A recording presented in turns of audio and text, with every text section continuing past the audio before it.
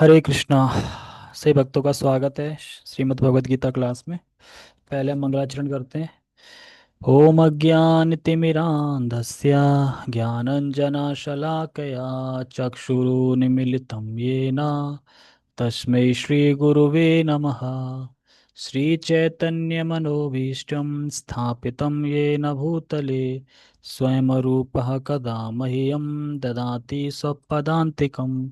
वन्देऽहं श्रीगुरो श्रीयुतापदकमलं श्रीगुरून् वैष्णवांश श्रीरूपं साग्रजातं सहगणरघुनाथान्वितं तं सजीवं साधुवेतं सावधूतं परिजनसहितं कृष्णचैतन्यदेवं श्रीराधा कृष्णपादान् सहगणललिता श्रीविशाखान्विशाञ्च।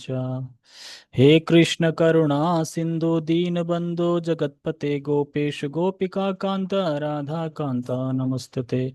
तप्त कांचन गौरांगी श्री राधे वृंदावनेश्वरी वृषभानुसुते देवी प्रणमामि हरिप्रिये। वाञ्छाकल्पतरुभ्यश्च कृपा सिन्धुभ्य एव च पतितानां पावनेभ्यो वैष्णवेभ्यो नमो नमः। जय श्री कृष्ण चैतन्य प्रभु नित्यानंद श्री अद्वैत गदाधर शिवासादि गौर भक्तवृंद। हरे कृष्णा कृष्ण कृष्णा हरे हरे हरे राम राम राम हरे हरे। रामाय रामभद्राय श्रीरामचन्द्राय वेदसे रघुनाथाय नाथाय सीताय पते नमः। नमो विष्णुपादाय कृष्णपृष्ठाय भूतले श्रीमते भक्तिवेदांत स्वामिन् इति नामिने। नमस्ते सारस्वते देवे गौरवाणी प्रचारिणे निर्विशेष शून्यवादी पाश्चात्य देशतारिणे। हरे कृष्णा। तो सभी भक्तों का स्वागत है आज की भगवत गीता क्लास में। और जैसा कि हमने कल श्लोक पढ़ा, श्लोक क्रमांक भगवत गीता का दूसरे अध्याय का 9, जिसमें संजय धृतराष्ट्र से बोल रहे हैं कि आप इतने प्रसन्न मत होइए, क्योंकि जो ऋषिकेश हैं और जो गोविंद हैं वो तुरंत ही कुछ क्षणों में जो अर्जुन का जो शोक है उसको दूर कर देंगे। इसीलिए गोविंद नाम से पुकार रहे थे और ऋषिकेश नाम से पुकार। ऋषिकेश मतलब इंद्रियों के स्वामी।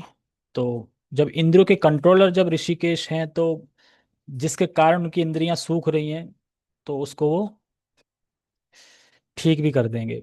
गुड़ाकेश मतलब अर्जुन के लिए बोला गया था। परंतपा भी अर्जुन के लिए बोला गया था, जो शत्रु को ताप देने में समर्थ है। और गोविंद मतलब कि आप मुझे बताइए कि मैं क्या करूं, मैं युद्ध नहीं कर सकता। और जब अर्जुन चुप हो जाते हैं, तूष्णीम बभूव, हाँ, यानी चुप होके बैठ जाते हैं, तो वो गोविंद इसलिए बोल रहे हैं कि ताकि वो धर्म के अनुसार मुझे प्रवृत्त करें कर्म में। अगर युद्ध करना है तो वो धर्म है, अगर युद्ध ना भी करना है तो वो भी धर्म है। जो कृष्ण कहेंगे मैं वो करूंगा, क्योंकि इससे पहले श्लोकों में अर्जुन ने अपने आप को शरणागत कर दिया है भगवान के। लेकिन पूर्ण शरणागत नहीं बोल सकते हम इसको, क्योंकि अगर पूर्ण शरणागत हो जाते अर्जुन, तो लास्ट में ये श्लोक नहीं बोला जाता सर्वधर्मान परित्यज, क्योंकि तो हो गए पूर्ण शरणागत। तो अभी भी पूर्ण शरणागत हुए नहीं थे। तो चुप होने के बाद आगे क्या हुआ वो हम पढ़ेंगे आज के श्लोक में कि क्या हुआ। तो आज के श्लोक में दो तीन शब्द हैं जिनको समझना है कि भगवान मुस्कुराए।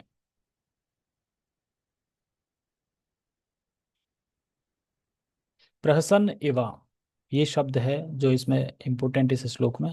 तो पहले हम श्लोक का उच्चारण करते हैं, फिर समझने का प्रयास करते हैं।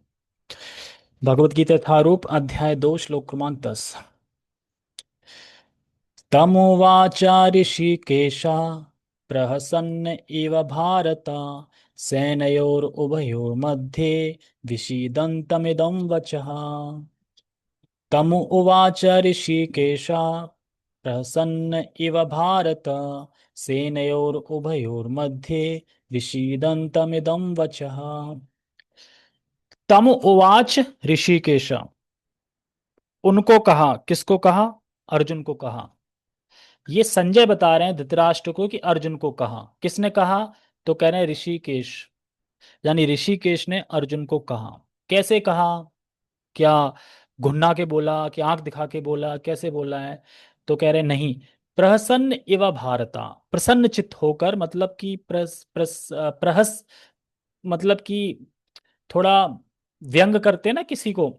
जैसे कोई मित्र है आपका, और वो मित्र उल्टी दिशा पे चल रहा है, और अचानक फिर उल्टी दिशा से वापस आ गया, और कहता है कि मैं सच में गलत कर रहा था, मुझे समझ नहीं आ रहा मैं क्या करूं, अब मैं आपकी शरण में हूं, मुझे बताइए। तो हंसी आएगी, अच्छा कर लिया ना जो करना था। तो उसी प्रकार से भगवान प्रहसन इवा भारता, मतलब कि मुस्कुराते हुए बोलते हैं भारत। भारत मतलब अर्जुन नहीं, यहाँ पे भारत मतलब ऐसा संजय बोल रहे हैं धृतराष्ट्र को, तो इसलिए भारत वर्ड धृतराष्ट्र के लिए है, ना कि अर्जुन के लिए। वैसे तो भारत वर्ड सबके लिए है, कौरव सब भारतवंशी थे सब, अर्जुन हो या पांडवगण हो या कौरव हो, अ, भारतीय है। लेकिन वहां पे मुख्य जो बोला जा रहा है वो धृतराष्ट्र को बोला जा रहा है, इसीलिए कह रहे हैं हे भरतवंशी, यानी धृतराष्ट्र। ठीक है। तो ये सब कहाँ पे हो रहा है घटित? तो कह रहे हैं सेनयोर उभयो मध्य, यानी दोनों सेनाओं के बीच में ये सारा कुछ घटित हो रहा है। जो भी शोक हो रहा है और जो भी भगवान अब बोलेंगे, या अभी तक जो बोला है भगवान ने, वो सब दोनों सेनाओं के बीच हो रहा है। इसीलिए श्रील प्रभुपाद जी कहते हैं कि ये भगवत गीता का ज्ञान ऐसा नहीं किसी हिंदू के लिए, किसी मुस्लिम के लिए, किसी धर्म के लिए है। ये सभी जाति के लोगों के लिए, चाहे शत्रु हो चाहे मित्र हो, सबके लिए ये ज्ञान है। इसीलिए कह रहे हैं कि दूर दूर से योद्धा लड़ने के लिए आए थे, हर कोने कोने से, विश्व के सभी कोने कोने से योद्धा उपस्थित थे वहां पे, इसीलिए ये सबके लिए है। विषिदंतमिदम वचा, तो ये वचन कहे। तो जो वचन कहे वो अगले श्लोक में बोलेंगे भगवान। इस श्लोक में वचन खाली बोला कि ये बोला, लेकिन बोलेंगे अगले अगले श्लोक में। तो विषिदंत, विषिदंत मतलब जो शोक से ग्रस्त थे, जो शोक में डूबे हुए थे, उन अर्जुन को, यानी समझने का मतलब है तमवाच ऋषिकेशा, यानी अर्जुन को कहा कृष्ण ने जो इंद्रियों के स्वामी हैं। प्रहसन इवा भारता, हे भरतवंशी धृतराष्ट्र, ऋषिकेश भगवान ने मुस्कुराते हुए ये कहा, मानो मतलब कि मानो मुस्कुराते हुए कहा, मतलब व्यंग, थोड़ा व्यंग साध के कहा, जैसे कि अ, जब कोई अपनी बात मानता नहीं है और तर्क पे तर्क दे कि नहीं ये सही है, नहीं ये सही है, ये सही है, और उसके बाद फाइनली मान जाए, तो आपको थोड़ा तो हंसी आएगी, मतलब थोड़ा तो मुस्कान आएगी, लेकिन क्रोध में नहीं आएगी, ना गुस्से में आएगी। क्यों? क्योंकि आप उसके मित्र हैं। क्योंकि अर्जुन मित्र हैं, भगवान के सखा हैं, प्रेमी हैं, इसीलिए वो व्यंगपूर्ण थोड़ा मुस्कुराते हैं। मतलब ऐसी मुस्कान बता रहे हैं आचार्य जिसमें दांत ना दिखें। आप हंसना सब लोग, ऐसी मुस्कान जिसमें दांत ना दिखें। मतलब कि कृष्ण का ये गुण है कि कृष्ण हमेशा मुस्कुराते रहते हैं। आपने कृष्ण लीला सबने देखी होगी, मैंने भी देखी, इसमें जो कृष्ण का रोल किया था, क्या वो हर पल मुस्कुराते नहीं रहते थे? ये एक्टिंग करना बहुत डिफिकल्ट है कि हर टाइम मुस्कुराते रहना। कुछ कुछ लोग तो ऐसे गाल फुला के बैठे रहते हैं, हंसी नहीं आती उन्हें। लेकिन जो कृष्ण का जिन्होंने रोल किया था, नाम याद नहीं आ रहा मुझे कौन से एक्टर थे, लेकिन उन्होंने क्या रोल किया था, एकदम लगता था ना कृष्ण है, एकदम अलग ही मुस्कान। उसके बाद फिर ये बॉलीवुड की मूवी में आ गए कृष्ण बन के या राम बन के, जो कि एकदम कोई चेहरे पे, फेस पे मुस्कान ही नहीं है। तो क्या वो राम का रोल करेंगे? राम मतलब आनंद, आनंद मतलब हमेशा आनंद में रहने वाले, और आप गंभीर बैठे हो, तो कैसे करोगे रोल? राम मतलब कि आपको आनंद में होना चाहिए हमेशा। सेनयोर उभयोर मध्य, यानी कहाँ कहाँ? दोनों सेनाओं के मध्य में। विषीदंतमिदम वचाम, उस अर्जुन को जो जो शोक से ग्रस्त थे, उससे ये वचन कहे। तो आगे वचन कहेंगे कि आप पंडित बनते हो, लेकिन आपको इतना ज्ञान नहीं है कि एक शरीर के लिए, एक जीवित प्राणी के लिए या मृत प्राणी के लिए शोक करने की आवश्यकता नहीं है। शोक करना है तो शोक आत्मा के लिए करो। क्या मैंने आत्मा के लिए कुछ नहीं किया, पूरा जीवन निकल गया। मान लो कि आज हम सब लोग लगभग लगभग, कुछ तो नए हैं बिल्कुल यंग, लगभग 35 साल, 35 से 40 साल की एज के हैं। तो 35 साल, 35 से 40 साल हमने गवा दिया एक तरीके से, मतलब कि बर्बाद कर दिया। आज शिला Prabhupada ji morning walk lecture में कह रहे थे कि साइंटिस्ट जो वैज्ञानिक हैं वो बोलते हैं कि हम बहुत तरक्की कर रहे हैं, एक से एक चीज खोजते हैं, एक से एक चीज निकालते हैं। हमने रॉकेट बनाई, हमने मून पे लैंडिंग करवाई, बहुत सारी चीजें करी। शिला प्रभुपाद जी एक बात ही बोलते हैं उसके लिए, तो इससे लाभ क्या हुआ? बताओ लाभ क्या हुआ? कर लाभ तो नहीं हुआ, पर हमने करा तो हमने। तो शिला प्रभुपाद जी कहते हैं कि इस रेत में कितने कण हैं, क्या आप गिन सकते हो? तो भक्त कहते हैं कि नहीं, कण तो नहीं गिन सकते। आप कण गिन नहीं सकते हो, मान लो अगर कण गिन भी लिया आपने तो क्या हो जाएगा? जितने समय आपने कण गिने उतना समय आपने सिर्फ बर्बाद किया है, और तो कुछ नहीं होगा। कण गिनने से ये तो है नहीं भगवान मिल जाएंगे आपको, कण गिनने से आपका सिर्फ समय जाएगा। तो ऐसे ही अगर भगवान केंद्र में नहीं है, भगवान कृष्ण को भूले हुए हो, पूरे जीवन आपने तपस्या करी, पूरा जीवन आपने खोज में निकाल दिया, तो वो सब समय का व्यर्थ ही है, उससे कोई लाभ नहीं। क्यों? क्योंकि कृष्ण नहीं है। अब जिसकी लाइफ में कृष्ण नहीं है, वो जो कुछ भी कर रहा है, कुछ भी कार्य कर रहा हो, वो भले ही रोज एक अंगूठे पे खड़े होकर तपस्या क्यों ना करता हो, एक एक घंटे, लेकिन अगर कृष्ण केंद्र में नहीं है तो वो सारी तपस्या श्रम एव ही केवलम है, कुछ नहीं है। अगर आपको मैं भूसी दे दूं, उस भूसी को खूब पीटो खूब पीटो, एक गेहूं का दाना नहीं निकलेगा उसमें, हो सकता है एक आध निकल जाए, लेकिन उससे पेट नहीं भरेगा। तो ऐसा काम करके क्या फायदा जिसमें कृष्ण ही केंद्र में ना हो। तो वही कृष्ण जिनको अर्जुन पिछले श्लोकों में क्या बोल रहे थे कि अहो कितने आश्चर्य की बात है, हम सब लोग इस जघन्य पाप कर्म करने के लिए एकदम उतावले हो रहे हैं, ये आया था श्लोक पीछे। मतलब कि कृष्ण को भी सान लिया, उस अर्जुन ने कृष्ण को भी सान लिया कि इस पाप कर्म में आप भी हैं। और अब उन्हीं से कह रहे हैं कि मैं पता नहीं चल रहा मैं क्या करूं, धर्म क्या है अधर्म क्या है, क्या करने से मेरा शोक दूर होगा।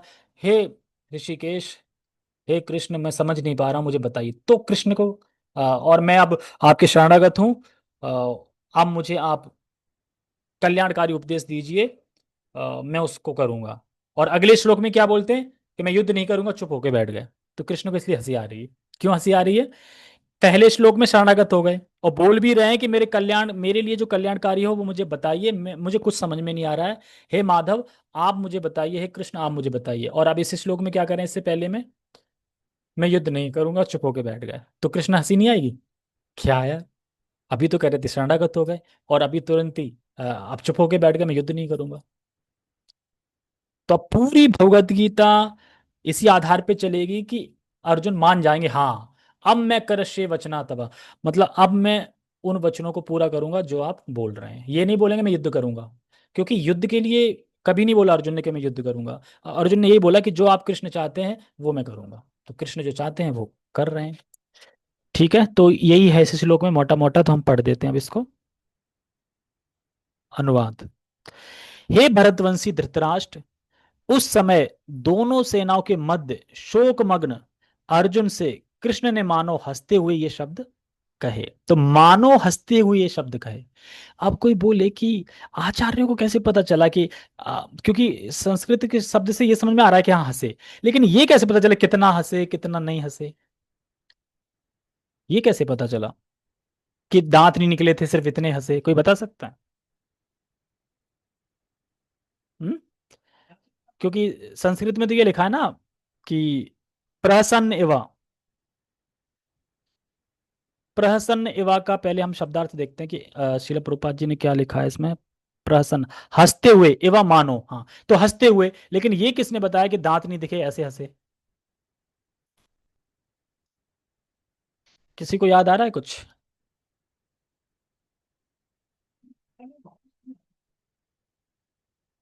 हाँ आचार्य तो जानते हैं, क्योंकि तो वो खुद पार्षद हैं भगवान के, मंजरी हैं। इसमें एक गुरु महाराज बता रहे थे, गुरु महाराज बता रहे थे या प्रभु जी बता रहे थे कि अगर मित्र होते तो हंसते दांत फाड़ के व्यंग करते, लेकिन पिछले श्लोक में क्या बोला है कि मैं आपको गुरु रूप में स्वीकार करता हूं। तो अब गुरु शिष्य का जो संबंध है वो थोड़ा गंभीर होता है। तो उसमें ये नहीं अब आप व्यंग करके मजाक उड़ा के ऐसे लगे हाँ हाँ हाँ, ऐसे नहीं, थोड़ा सा मुस्कुराए, क्योंकि गुरु की पोजीशन है और वो शिष्य की पोजीशन है। तो इसका सम्मान किया जाता है, क्योंकि संबंध अलग है, पहले मित्र का था सखा का था, अब गुरु और शिष्य का है। ठीक है। तो हल्का सा मुस्कुरा रहे थे, दिखा के नहीं, मतलब कि ऐसा नहीं लग रहा था कि हंस रहे हों अर्जुन पे, बेइज्जती उड़ा रहे हों, इस तरीके से नहीं हंस रहे थे, मंद मुस्कान हंस रहे थे। अर्जुन तो शोकग्रस्त थे। अब जब अर्जुन शोकग्रस्त हो गए तो भगवान भी कह सकते थे अब तुम भी शोकग्रस्त हो गए हो, तो अब क्या ही युद्ध करें, चलो चलते हैं, ऐसा बोल सकते थे, लेकिन नहीं। क्योंकि जितने भी लोग वहां उपस्थित थे सब असुर थे, मतलब असुर थे, और भगवान को इकट्ठा करके करना था काम तमाम उनका। इसीलिए भगवान ने फिर भगवत गीता भी बोलनी थी कि मानव कल्याण के लिए भगवत गीता एक ग्रंथ भी प्रकाशित करना था। तो ये सब भगवान की उसके हुआ मर्जी से या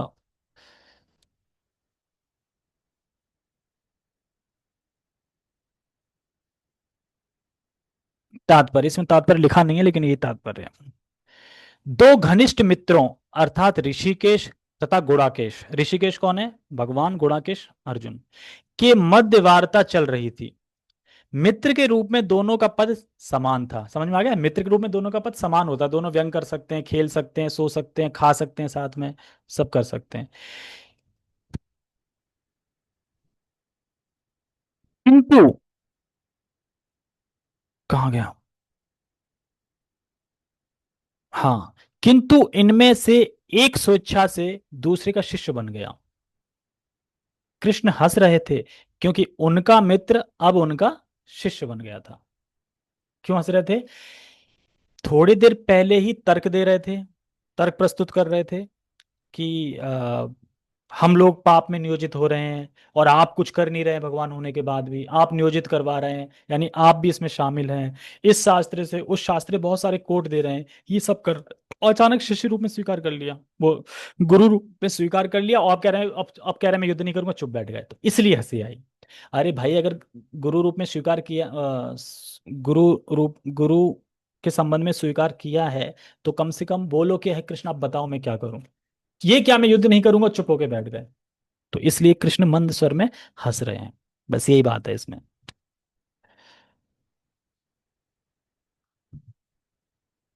क्यों कृष्ण हंस रहे थे? क्योंकि उनका मित्र अब उनका शिष्य बन गया था। क्या आप बता सकते हैं कि, अभी आगे आएगा, चलो हम पढ़ते हैं पहले। सबों के स्वामी होने के सभी क्या हो गया मुझे, सबों के स्वामी होने के कारण वे सदैव श्रेष्ठ पद पर रहते हैं, तो भी भगवान अपने भक्त के लिए सखा, पुत्र या प्रेमी बनना स्वीकार करते हैं। ये लाइन बहुत गजब की है। क्यों गजब की है?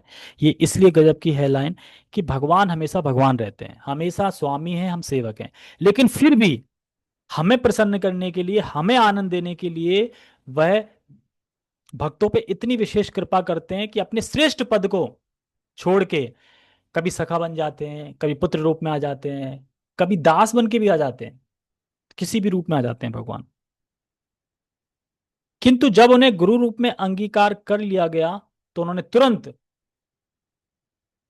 तुरंत गुरु की भूमिका निभाने के लिए शिष्य से गुरु की भांति गंभीरता पूर्वक बातें की, जैसा कि अपेक्षित है।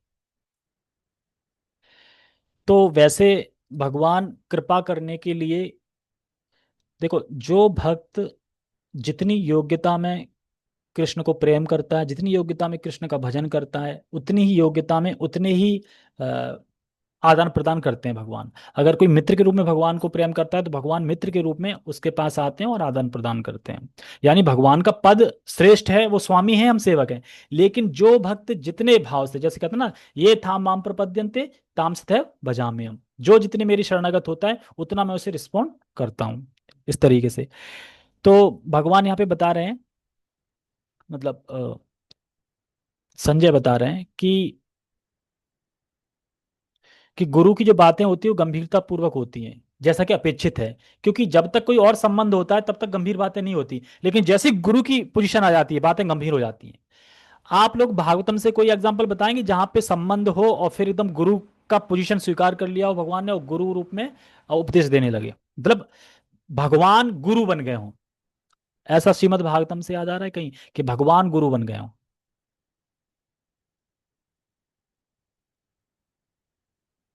ये तो पहले प्रश्न बता देना चाहिए था, तो आप लोग ढूंढ लेते हैं। हाँ, अभिषेक प्रभु इंटेलिजेंट बॉय, बताइए। हरे कृष्णा। हाँ, हरे कृष्णा। इसमें वो कपिल मुनि है, वो देवहूति को जो ज्ञान देते हैं, मतलब पहले माता और बेटे का संबंध था ना वो, लेकिन वो गुरु बन हाँ गया फिर बाद में।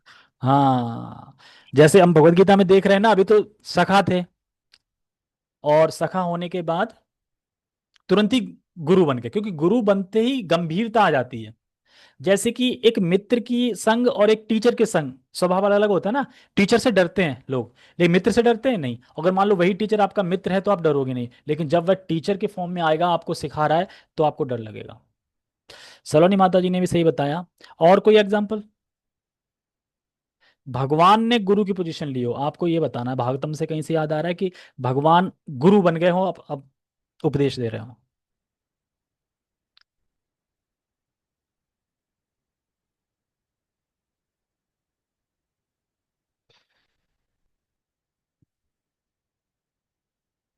एक आपने सुना होगा। अच्छा, प्रीति माता जी। अच्छा, लग रहा है शास्त्र पढ़ लिए हैं पूरे। हाँ, बताइए। नहीं प्रभु जी, हरे कृष्णा, मैंने शास्त्र नहीं पढ़ा। हाँ, मैं सुना थोड़ा होगा। आइडिया से बता रही हूँ। एक वो भी तो स्टोरी देखी है हमने, जो जिसके लिए वो, जो उनका सर वो लेने के लिए जाते हैं श्री कृष्ण अर्जुन के साथ, जो क्या नाम है उनका, नाम भी भूल गई। जो है। श्याम खाटू श्याम बाबा से अभी हाँ, विख्यात है, हाँ। उसमें भी तो वो गुरु बन जाते हैं उनके। खाटू नाम श्याम। याद नहीं। खाटू अरे वो श्याम जो, बर्बरीक। हाँ हाँ हाँ, वो वाली स्टोरी का, उसमें भी तो ऐसे कुछ है स्टोरी, जिसमें भगवान गुरु बनते हैं ना उनके। बर्बरीक के। हाँ, मतलब कि उनको बाद में वो आशीर्वाद देते कि जब तुम्हारा इतना बड़ा दान दिया है तुमने, तो तुम मेरे नाम से जाने जाओगे कलयुग में, बताते हैं। अच्छा, अच्छा। ठीक स्टोरी है, मैंने लेकिन ज्यादा मतलब मैच नहीं ज्यादा, कर रही। हाँ कि जहां पे हाँ वो उपदेश तो दिया हो, जैसे कि अर्जुन को उपदेश दे रहे हैं भगवत गीता में, उसी तरीके से जैसे देवहूति माता को तो कपिल भगवान ने दिया उपदेश बिठा के, क्योंकि वो कह रही थी कि मेरी इंद्रियां भोग में लगी हुई हैं, मैं कैसे इससे निवृत्त हूं। तो फिर वो आदिति,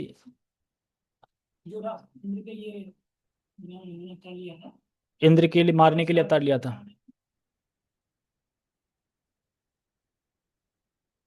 आदिति कि दिति? हाँ, हाँ। वो तो उन्होंने तपस्या करी थी ना। वामन। वामन भगवान गुरु की पोजीशन ले ली थी क्या बलि महाराज के संदर्भ में? ऐसा तो नहीं लगता। एक मुझे याद आ रहा है इसमें, हंस अवतार। हंस अवतार जो भगवान थे, उन्होंने 4 कुमारों को ज्ञान दिया था, यानी गुरु बन के 4 कुमार ब्रह्मा जी, इनको शिक्षा दी थी हंस अवतार में। और एक सत्यवत मुनि है, दत्तात्रेय हैं, और यदु महाराज हैं। यदु महाराज को साक्षात भगवान विष्णु आए थे, उन्हें सारा देगा कि आप कैसे चलाओ, क्या है, सारा कुछ उन्होंने उन्हें शिक्षा दी थी प्रलय काल में। और ब्रह्मा जी को चतुर्दशी श्लोक में भगवान ने स्वयं उनको उपदेश दिया। जैसे यहाँ पे गीता है ना, ऐसी चतुर्दशी जो श्लोक हैं वो भी काफी बड़े हैं, उससे भी मिनी भगवत गीता एक बन जाएगी। इस प्रकार से हैं कुछ और। यस माता जी, आपकी आवाज नहीं आ रही। प्रभु जी, अब आएगी।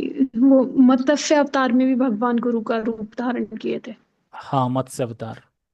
मुझे तो ऋषि का नाम याद नहीं आ रहा, जिस राजा की उन्होंने मतलब संरक्षण दिया था, हाँ, उनको उपदेश दिया था मत्स्य अवतार में।